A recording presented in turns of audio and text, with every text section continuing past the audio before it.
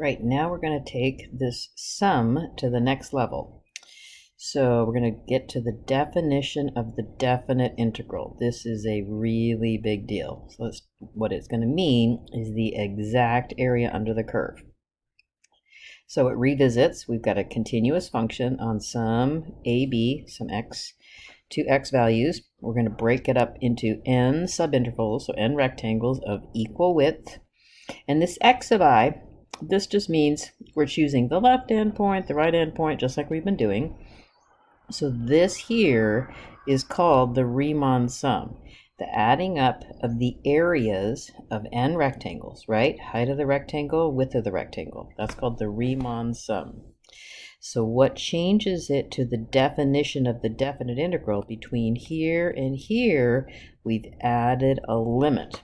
So what this is saying is we're going to let the number of rectangles go to infinity. So each rectangle is going to get smaller or skinnier and skinnier. And when we do that, this gives us what we call the definite integral. So this is new notation. So you write this integral sign. This A and this B that you write here, those are called limits of integration, and you say it from A to B, f of x dx. And what it means is you're adding up the areas of the rectangles with height, f of x, and with width, d of x, and then you're letting the number of them go to infinity. Okay, so let's look at some properties with this new notation.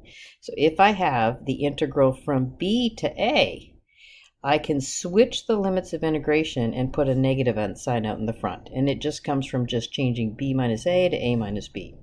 So this is a property that you're going to use. So I can switch the limits of integration and put a negative out in front. If I'm asked to find the area from A to A, so start building rectangles at A, end building rectangles at A, there's no area. So the area is 0. If I have the graph of f of x equals c, so some y value of c, and I'm looking at finding the area under the curve between A and B, what I've done is I've made a big rectangle that has height C and width B minus A. So that's what this is. Height C, width B minus A, one big rectangle. So then if I've got inside my definite integral, f plus g, or f minus g, I can take and separate around the addition or subtraction. Sounds like a lot like derivatives. Okay, we cannot separate around division or multiplication, just like derivatives. All right, so if I have a constant times a function, I can move that constant on the outside. So example, 3x squared dx from 1 to 2 is the same thing as saying move the 3 on the outside, x squared from 1 to 2. So just moving the constant on the outside. So this one here, if I've got A, B, and C, and I'm looking at the area between A to B, area under the curve of A from A to B, and then area under the curve between B and C, add those together, that gives you the area under the curve between A and C. So you can think of adding these quantities together. We're going to be drawing them and looking at them often. Here, if I know my function is above the x-axis, so I know it's up here, and here's A and here's B, then I know that that area will be positive. If I know I have a function f of x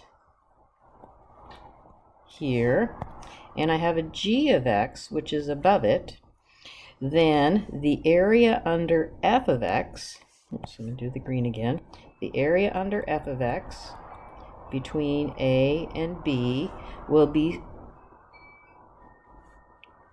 oops, I've got them mixed up. All right, hold the fort here. All right, so let's go back to green. So green is f of x. It's up here. And it's larger than g, which is here. Okay, so the area, if this is a and this is b, the area under f of x, that's what this means, definite integral, the area of the green will be bigger than or equal to the area under the blue, g of x, because it's smaller. All right, so this is talking about a function m. This is going to, this one here might not seem like a big deal, but it's going to come up in an important theorem that we'll be dealing with in a little bit.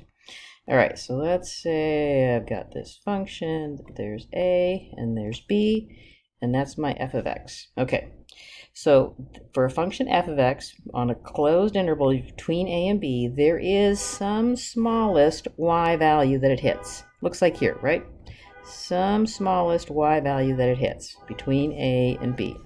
There is also some largest y value that is reached, and that would be up here, right? Up here. So there's my capital, right around there. Okay, so there's my capital M, largest y value that it reaches. Okay, so this is saying the exact area under the curve, which is this, will be bigger than m, this little m here, times b minus a. Oh, that's talking about this rectangle here, right? So the blue area under the curve will be bigger than that rectangle, and the blue area under the curve will be smaller than this rectangle. Okay, so really physical distances and quantities in dealing with these definite integrals.